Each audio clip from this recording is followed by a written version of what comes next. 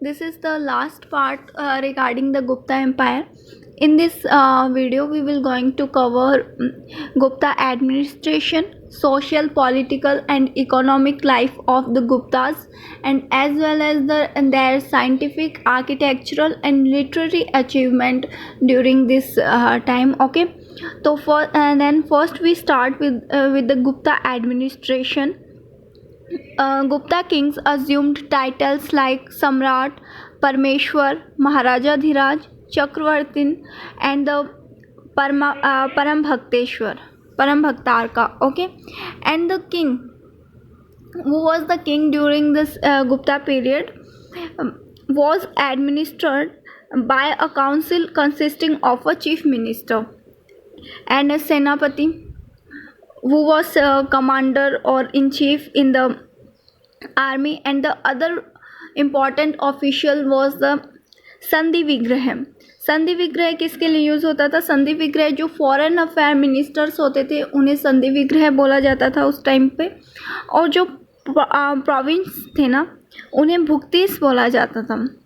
Province को भुक्तिस बोला जाता था, और जो ये प्रोविंशियल गवर्नर्स थे ना उन्हें उपारिकास बोला जाता था. जो भुक्तिस थे ना वो प्रोविंस थे गुप्ता एम्पायर में, और जो उपारिकास थे वो गवर्नर थे इन प्रोविंस के. ये जो गवर्नर्स थे ये मोस्टली प्रिंस जो लोग होते प्रिंस थे उनमें से ही चूज़ किए जाते थे, मतलब हेरेडिटरी सिस्टम था. जो ये भुक्तिस थे ना वो फिर से सब डिवाइडेड थे विशाज में, और विशाज जो इक्विलेंट है हमारे डिस्ट्रिक्ट्स के, जो हमारे डिस्ट्रिक्ट्स होते हैं उनके इक्विलेंट उस टाइम विशाज थे, और जो इनको गवर्न करते थे वो विशापति गवर्न करते थे.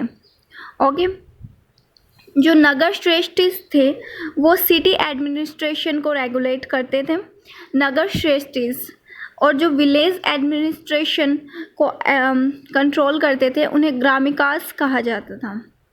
अब जो फॉरेन जो फायान थे उनके अकाउंट से पता चलता है during the Gupta period punishment was not severe, then common punishment was to impose fine.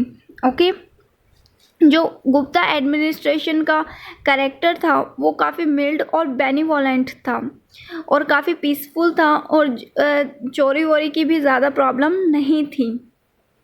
और ये जो गुप्ता एडमिनिस्ट्रेशन था वो मौर्यास से भी काफ़ी लिबरल था. वहाँ पर कोई स्पाई सिस्टम भी नहीं था, और जो इंडिविजुअल की लाइफ में स्टेट इंटरफेरेंस था वो भी काफ़ी कम था, और जो पर्सनल फ्रीडम थी उसको उनको वरीयता दी जाती थी. वो काफ़ी पर्सनल फ्रीडम इंजॉय करते थे. क्राइम्स थे ना वो काफ़ी नेग्लिजिबल थे, और ये जो गुप्ता एम्पायर था वो काफ़ी प्रॉस्परस था.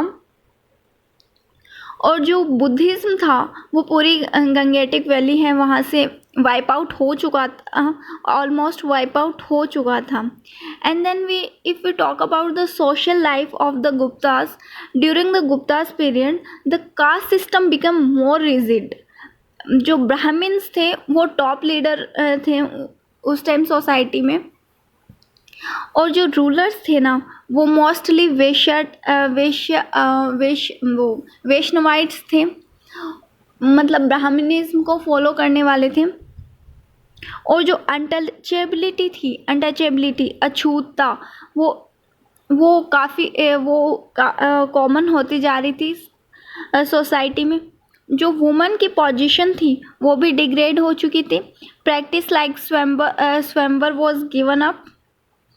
अब जो स्वयंवर की प्रैक्टिस थी वो भी ख़त्म सी हो गई थी, और मनुस्मृति में ऐसा बोला गया था इस टाइम कि जो अर्ली मैरिज है गर्ल्स की वो कर देनी चाहिए. जो विडो रीमेरिज है वो भी काफ़ी बंद हो गई थी, और विडो की जो सिचुएशन थी वो और भी मिजरेबल थी. बट ऐसा भी बोला जाता है कि जो वुमेन है उनको जनरसली ट्रीट करना चाहिए. गुप्ता पीरियड तक आते आते जो महिलाएं थीं उनको उनकी जो स्टडी है, जो वो रिलीजियस टेक्स्ट की स्टडी करती है लाइक पुराण्स, वो प्रोहिबिट कर दी गई. रिलीजियस टेक्स्ट थे लाइक पुराण, रामायण, महाभारत, ये सब का जो एंड टचअप दिया गया, जो प्रेजेंट फॉर्म में हम देखते हैं, वो गुप्ता पीरियड के टाइम ही टचअप दिया गया था। और जो यहाँ पर बुद्धिज़्म था और जैनिज़्म था वो काफ़ी नेगलेक्ट कर दिया गया। ब्राह्मणिज़्म है वो प्रोग्रेशन में था, but a few Buddhist scholar like Vasubandhu was patronized by the Gupta kings, and in western and southern India Jainism was flourished. The great Jain council was held at the Vallabhi during the Gupta's period, okay, where the Swetambars was written, okay. If we talk about the art and culture काफ़ी flourish हुआ। ऐसा बोला जाता है कि जो ये Gupta period है ये गोल्डन एज था आर्ट एंड कल्चर का, बट ऐसा नहीं है कि जो इससे पहले कोई डार्क एज था। यहाँ जो हम टेम्पल की स्टाइल देखते हैं आर्किटेक्चर की, नागर एंड द्रविडियन स्टाइल, वो इसी टाइम पर इवॉल्व हुई थी।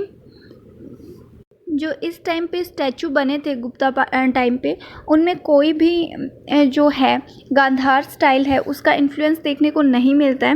बट जो एक ब्यूटीफुल स्टैचू है स्टैंडिंग बुद्धा का मथुरा में, वहाँ पर थोड़ा सा ग्रीक स्टाइल है वो देखने को मिल जाता है। सारनाथ में सारनाथ का जो बुद्धा स्टैचू मिला है वो भी काफ़ी यूनिक गुप्ता आर्ट है।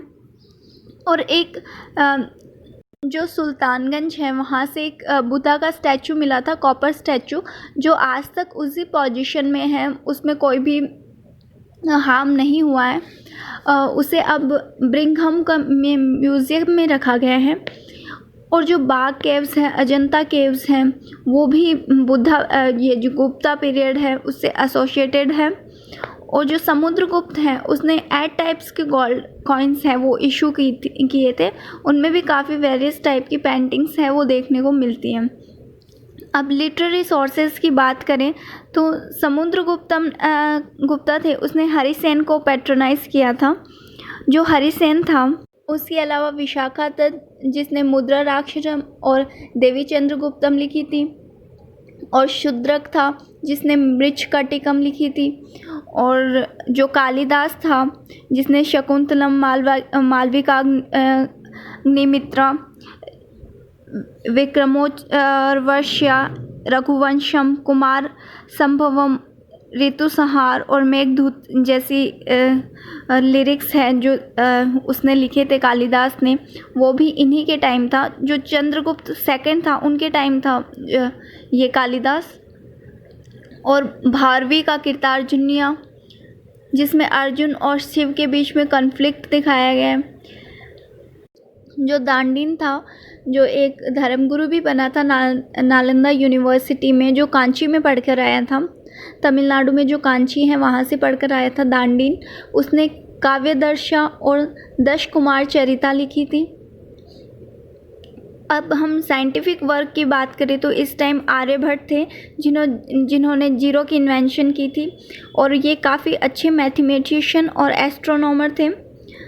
और जो वराहमिहिर है जिन्होंने पंच सिद्धांतिका कंपाइल की थी, वो भी इसी टाइम के थे।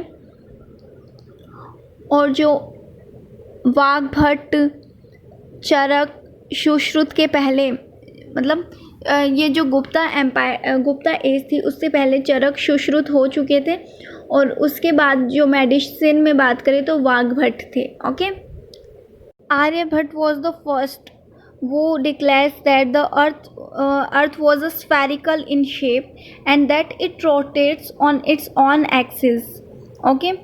बट उनके जो व्यूज़ थे वराहमिहिर, ब्रह्मगुप्ता जैसे जो एस्ट्रोनॉमर्स थे उन्होंने रिजेक्ट कर दिए थे, ओके।